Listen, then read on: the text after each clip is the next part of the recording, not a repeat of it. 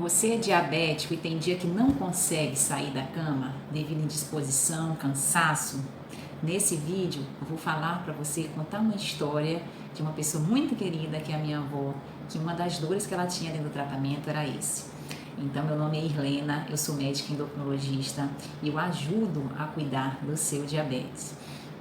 A minha avó, por parte de mãe, ela descobriu o diabetes tipo 2, né? Esse diabetes que a gente descobre depois de uma certa idade, um diabetes normalmente ligado a fatores já associados predisponentes, como excesso de peso, histórico familiar de diabetes positivo também, erro alimentar, sedentarismo, doenças associadas com hipertensão, problemas no colesterol, enfim, uma série de outros fatores, tabagismo, etilismo, uma série de fatores que podem desencadear o diabetes tipo 2.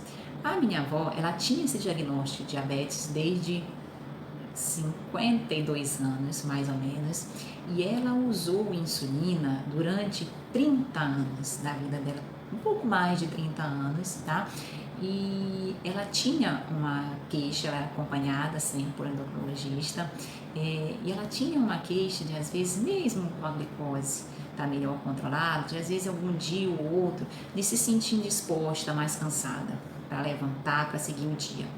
Então, é uma coisa que a gente entende por conta da questão do diabetes. A gente sabe que o diabetes é uma doença crônica, é uma doença que ainda não tem cura definitiva.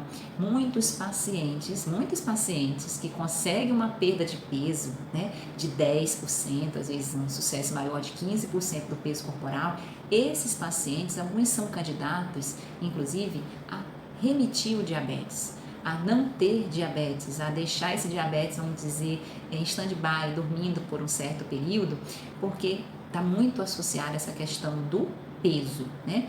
Então, é uma coisa que a gente precisa falar, precisa dar esse incentivo aos nossos pacientes diabéticos, porque você aí que está acima do peso, que usa uma medicação para diabetes, uma ou duas, ou que já usa talvez até insulina e pode reduzir a dose da sua insulina também, na medida que você consegue perder peso, é um benefício muito grande para a sua saúde, porque mais do que controle de doença, mais do que controle da glicose, a gente quer melhora de qualidade de vida, melhora de saúde. Então a minha avó, ela tinha essa queixa de cansaço, de indisposição, mas também ela tinha outros fatores associados. Ela sempre foi acima do peso, ela também às vezes não dormia bem à noite, uma certa dificuldade para dormir, ela sofria de uma doença do bruxismo que incomodava ela no período noturno também. E muitas vezes essa indisposição, esse cansaço também pode estar relacionado à alteração da glicose, pode estar relacionado à alteração hormonal, algum outro hormônio pode estar influenciando nisso, pode estar relacionado a uma diminuição de vitaminas, vitamina D, vitamina B12, que é sempre importante dosar essa vitamina B12 nos pacientes, e você que usa a metformina. Metformina é um excelente remédio, um medicamento barato, um medicamento que é dado pelo Sistema Público de Saúde e que tem muitas funções dentro do tratamento do diabetes, mas que a gente precisa avaliar alguns efeitos colaterais que podem ocorrer, e um deles é a diminuição de vitamina B12. Então, uma vez por ano, você que é diabético precisa fazer a avaliação laboratorial da sua vitamina B12 também. Outras queixas de cansaço pode estar relacionada à questão de hidratação. Em 10 a 20% desses pacientes podem estar cansados pelo simples fato de não beber água. Então, beber água é algo muito importante dentro da nossa saúde. Eu sempre dou duas dicas para os meus pacientes. Você criar uma rotina, você precisa facilitar a sua vida. Ou seja, torne o certo fácil, tá? Como que a gente torna o certo fácil em relação à hidratação? Você ter ao seu lado uma garrafinha de água, um copo de água, igual eu tenho aqui no consultório. Deixa eu pegar para vocês. Ó, aqui no consultório eu tenho a minha garrafinha, então eu tenho a minha meta de beber a minha quantidade de água nesse período que eu passo aqui, e tenho um copo também que eu uso para beber essa água. Então eu ter essa facilidade próxima a mim já me ajuda nessa hidratação. Outra dica importante, às vezes quando a gente está em casa também, quando você for beber água, em vez de botar só 2 dedinhos e matar a sede e ir embora, você já enche um copo e toma como se fosse um remédio ali, tá? Tem paciente que às vezes, mesmo a água não tendo sabor, às vezes o paciente não gosta de beber água. Então, uma terceira dica que a gente pode dar também é saborizar essa água, não é fazer suco, mas colocar casca de laranja, uva, morango, abacaxi, para dar um sabor diferente na água, tá? Não é bater a fruta, porque não é toda vez que a gente vai que a gente bate a fruta, porque aí já gera uma quantidade de glicose maior, né? Já perde as fibras também da fruta, mas é saborizar, fazer uma água saborizada que ela com esse sabor mais agradável, a chance de você conseguir ingerir em maior quantidade para você que não gosta de água é maior também, tá? Então, você criar uma rotina de hidratação é muito importante, porque isso diminui esse cansaço, essa indisposição. Outra coisa que precisa ser avaliada dentro desse processo também é qualidade do sono.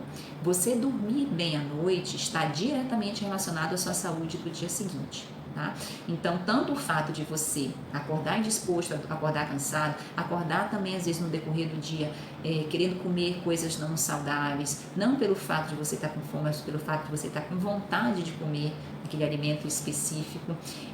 Uma noite mal dormida de sono já prejudica o nosso organismo em torno de 3 dias. Então, veja o quanto que é importante a gente dormir bem à noite.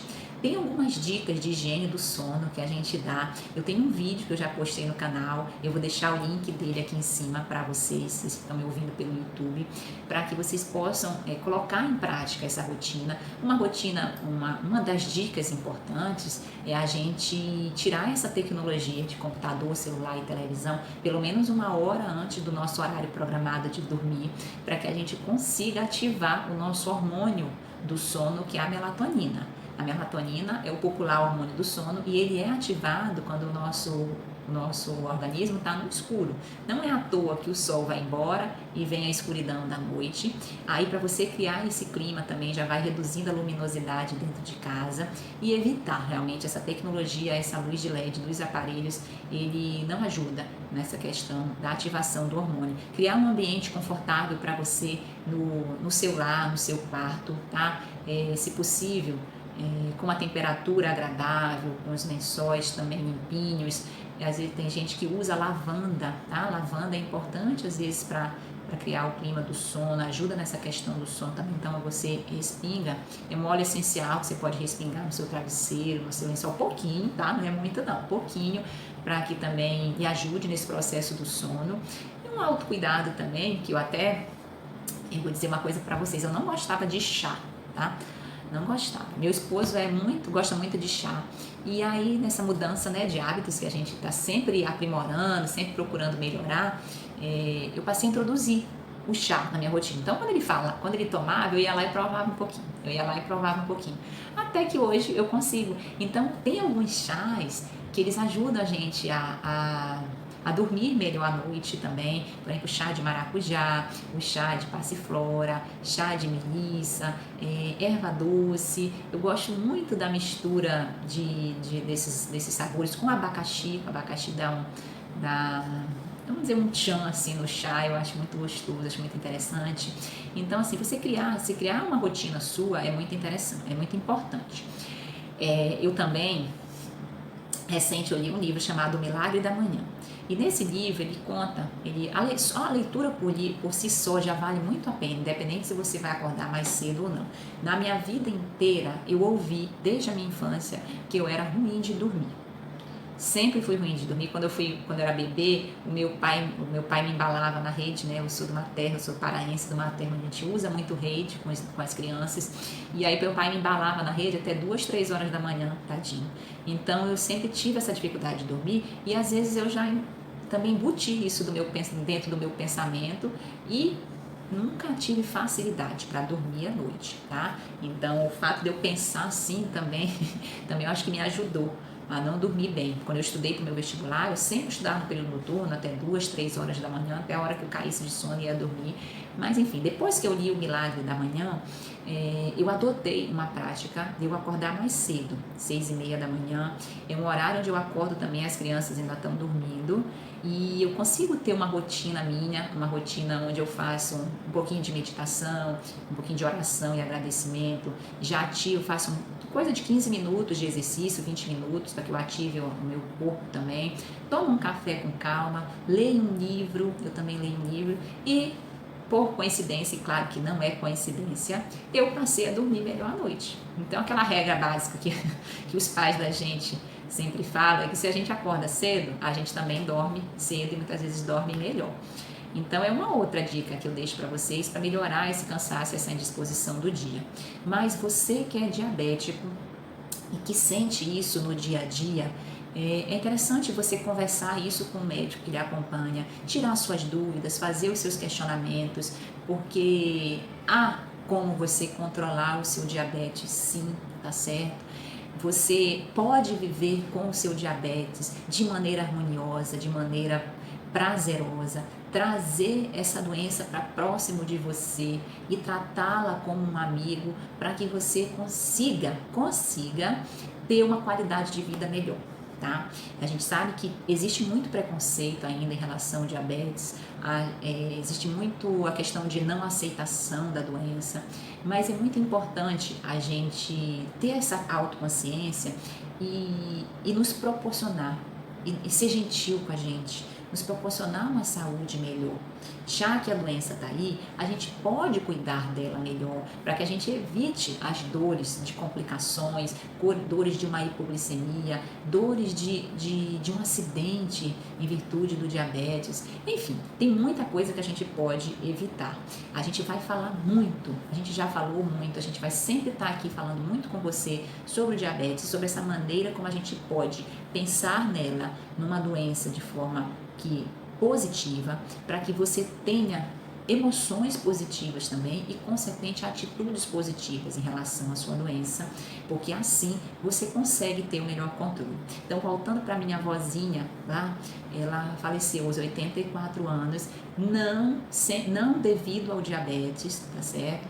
Viveu a vida inteira com diabetes, tinha hora que ela reclamava, sim, entendeu? E faz parte, às vezes, a gente reclamar, porque a gente também é ser humano, a gente também pode ter momentos de fraqueza, tá?